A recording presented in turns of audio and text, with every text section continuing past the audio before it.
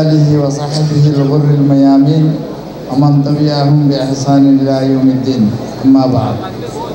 আজকের এই মহিমান্বিত অনুষ্ঠানের সম্মানিত সভাপতি, উপস্থিত প্রধান অতিথি, সাতখানিয়া লোহাগাড়ার প্রাণ স্পন্দন,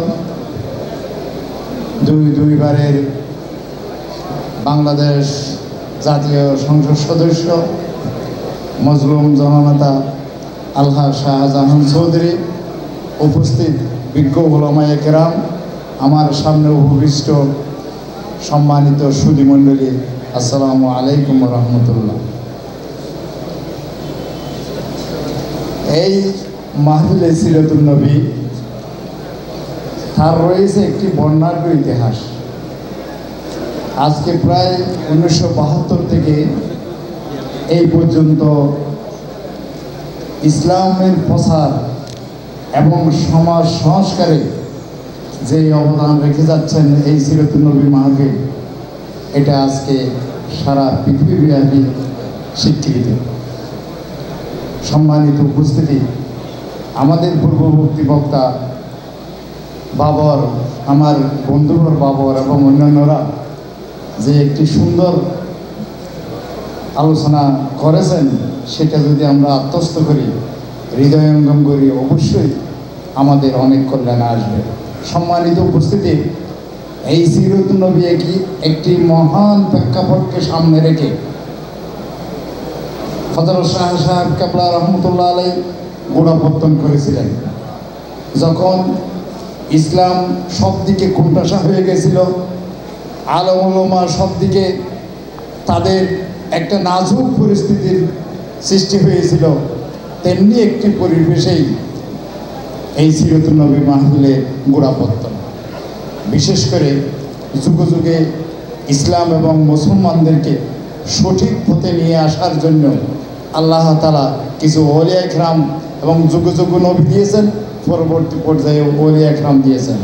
আমাদের নয়নমণি, আমাদের অলিকুল সম্রাট, আমাদের শাহ সাহেব কেবলা সেই যে পথ প্রদর্শকের ভূমিকা রেখেছেন, সেটা আজকে আমরা ধারাবাহিকভাবে আরও আজীবন চলমান রাখার জন্য আমরা সচেষ্ট হব ইনশাআল্লাহ।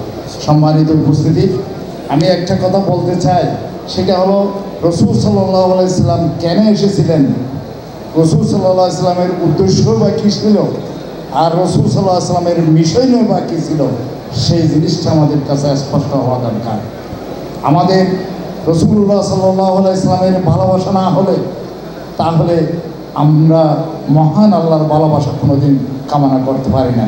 রাসূল সাল্লাল্লাহু আলাইহি সাল্লামের ভালোবাসা না হলে আমরা কোনোদিন জান্নাতের প্রত্যাশা আমরা করতে পারি না। এই জন্য আসুন রাসূল সাল্লাল্লাহু আলাইহি সাল্লামের ভালোবাসাকে সকল কিছু উঠতে আমরা স্থান দেব।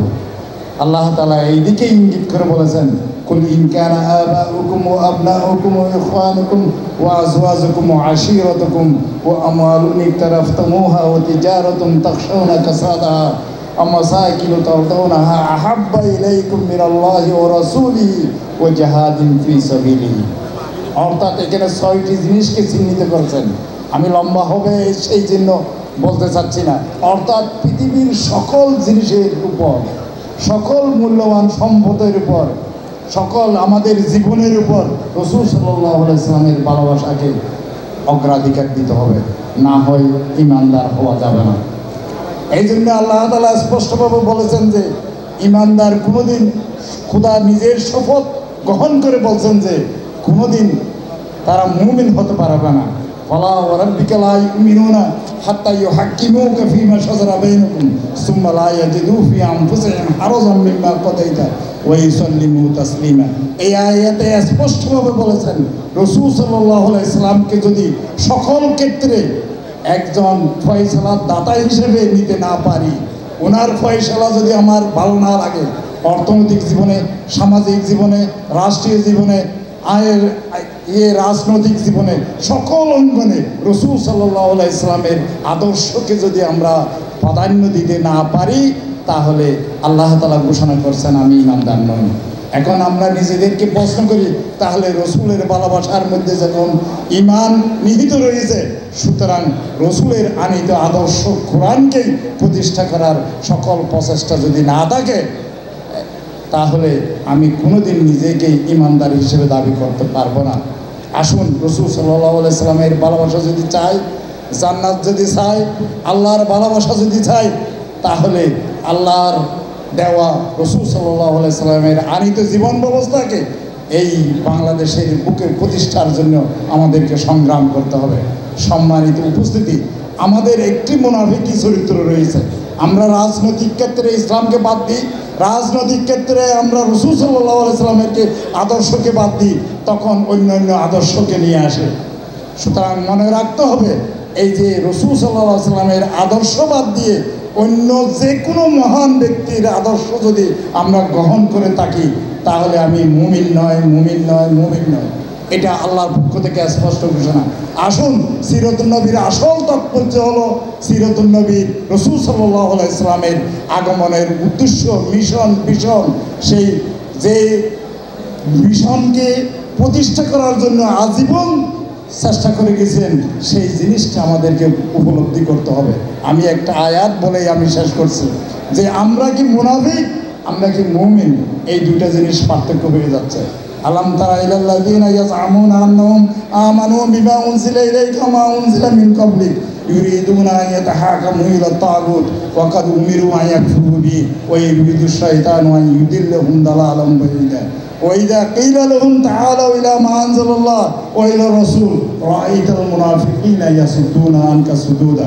আমি শুধু অর্থগুলো বলবো না, শুধু সংক্ষিপ্ত এটাই বলছি, যখন মুমিন এবং মুনাফিকের মধ্যে চরিত্র এটাই একটা পার্থক্য, যে যখন বলা তাআলাউ ইলা মা আনজালাল্লাহু ওয়া রাসূল, আল্লাহ যা নাজিল করেছেন, রাসূল সাল্লাল্লাহু আলাইহি ওয়াসাল্লাম যা নিয়ে এসেছেন, এই দিকে ফিরে আসো, এই আদর্শটা একটু গ্রহণ করো।